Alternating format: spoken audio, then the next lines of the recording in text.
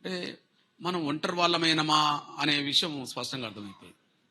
అంటే దళిత క్రైస్తవ సమాజం ఒంటరిదైందా? కనీసం సపోర్ట్ కూడా, తీర్పు తప్పనే మాట కూడా ప్రధాన రాజకీయ పార్టీల నుంచి ఏ ఒక్కరు కూడా స్పందించలేదంటే అంటే మన సమస్యను ఎవరు పట్టించుకోవట్లేదని, అసలు మన సమస్య పరిష్కారం కావాలని కూడా ఎవరు గట్టిగా మన వైపు లేరు అనే విషయం కూడా స్పష్టంగా అర్థమైన సమయం. మనమేమో ఆవేదనలో ఉన్నాం, ఆందోళనకు గురైనాం, అభద్రత భావం గురైనాం ఆ సమయం.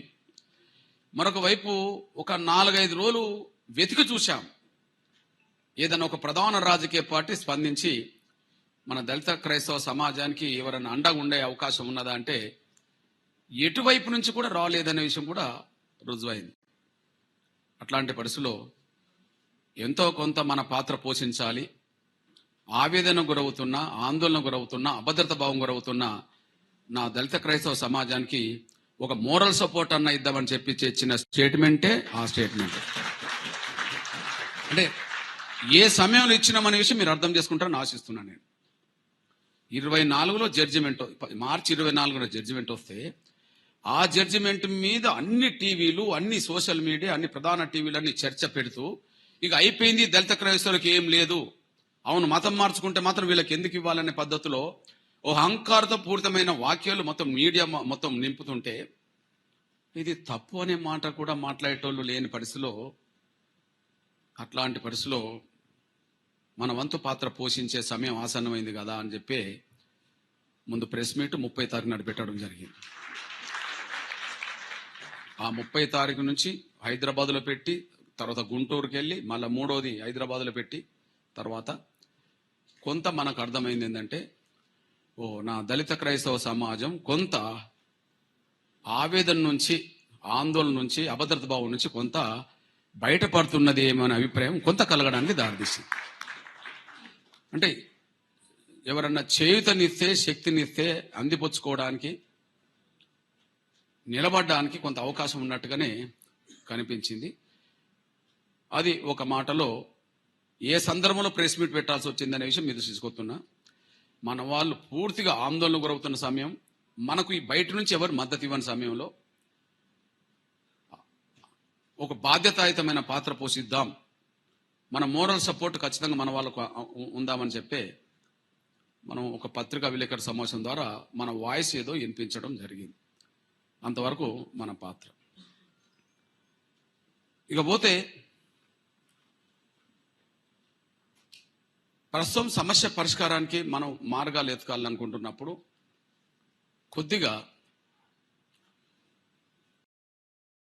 మనం అబద్ధాలు చెప్పొద్దు, నిజాలు దాయద్దు. అబద్ధాలు చెప్పొద్దు, నిజాలు దాయద్దు. మనకై మనం ముందే ఊహించుకొని ఎవరి మీద దుష్ప్రచారం చేయొద్దు. సత్యం ఉన్నప్పుడు ఎవరిని వదలొద్దు. మనకై మనం ముందే ఊహించుకొని ఎవరి మీద దుష్ప్రచారం చేయొద్దు. సత్యం ఉన్న కాడ సత్యాన్ని చాటడానికి మనం భయపడవద్దు. ఇప్పుడు మీరు కూడా చూస్తే దీని మీద రాహుల్ గాంధీ గారు ఏం స్టేట్మెంట్ ఇస్తాడో అని ఎదురు చూశారు, లేదా సోనియా గాంధీ గారు ఏం ఇస్తారో చూశారు, ఇక్కడనైతే రేవంత్ రెడ్డి గారు ఏమి ఇస్తారో చూశారు, లేదా స్టాలిన్ ఏమి ఇస్తాడో చూశారు, లేదా ఇంకోరు ఇస్తారో చూశారు, చంద్రబాబు ఇస్తారో చూశారు. నా వైపు చూస్తారని కూడా నేను అనుకోను, ఎందుకంటే నేను ఇంకో వైపు ఉన్నానని మీరే అనుకున్నారు కాబట్టి.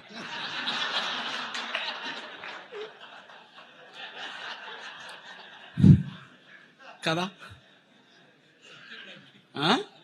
అది సత్యం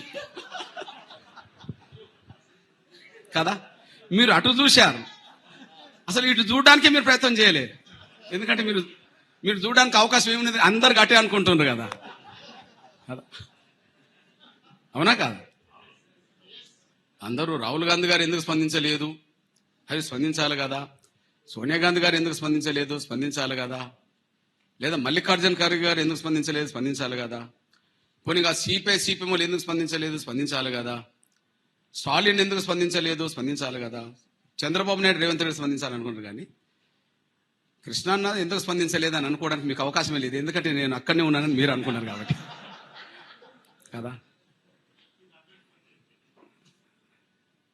నేను ఎక్కడన్నా ఉండనియండి, దళితుల అస్తిత్వం ఆత్మగౌరవం ఏ రూపంగా ప్రమాదంలో ఉన్నా, దళితుల అస్తిత్వం ఆత్మగౌరవం హక్కులు ఏ రూపంగా ప్రమాదంలో ఉన్నా, ఎవరి వల్ల ప్రమాదంలో ఉన్నా, ప్రమాదం నుంచి నా వర్గాలను బయటపడడానికి మాత్రమే నా పాత్ర పోషిస్తా.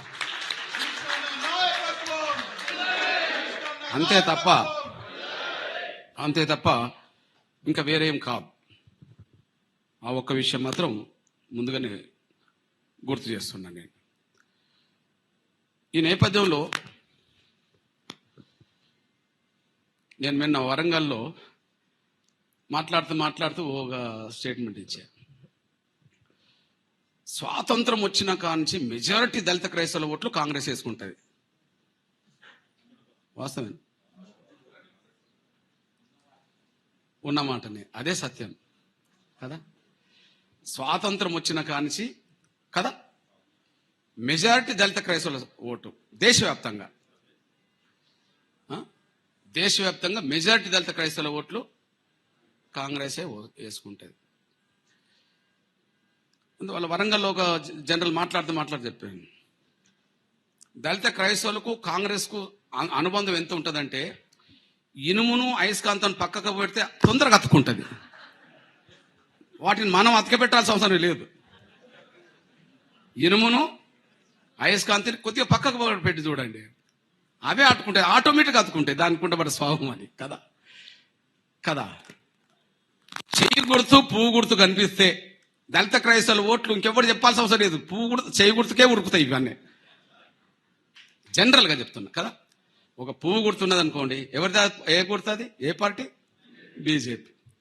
దాని పక్కనే చెయ్యి గుర్తున్నది అనుకోండి, కళ్ళు మూసుకొని ఇంకెవరు చెప్పాల్సిన అవసరం లేదు, నీ చెయ్యి ఆటోమేటిక్గా చెయ్యి గుర్తుకే పోతుంది. నీ మైండ్ పని చేయకపోయినా చెయ్యి అయితే పని చేస్తుంది. అవునా కాదా కదా. అంటే పువ్వును అంత ప్రమాదకరంగా చూస్తున్నాం, చేతిని మనం అంత స్నేహంగా చూస్తున్నాం. నేనంటే పువ్వు అనే గుర్తు లేనప్పుడే, ఆర్ఎస్ఎస్ ఈ స్థాయిలో బలంగా లేనప్పుడే 1950 ఆర్డర్ వచ్చింది.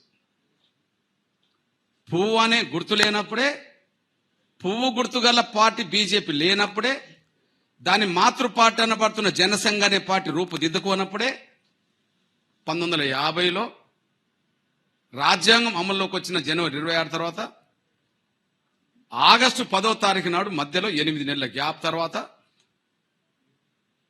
కేవలం షెడ్యూల్ కులాల హిందువులకు మాత్రమే రిజర్వేషన్లు కానీ సామాజిక హోదా వర్తిస్తు కానీ ఇంకా ఎవరికి వర్తించదు అని చెప్పి ఒక ఆర్డర్ వచ్చేసింది.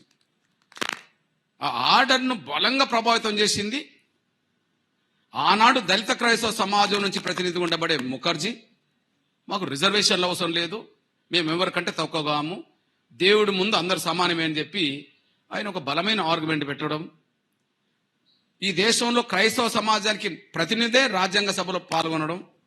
ఆయన ముఖర్జీ పశ్చిమ బెంగాల్ కావడం, ఆ సమయానికి రాష్ట్రపతి రాజేంద్ర ప్రసాద్ బ్రాహ్మణ్ కావడం, ఆ సమయానికి ప్రధానమంత్రి నెహ్రూ ఉండడం,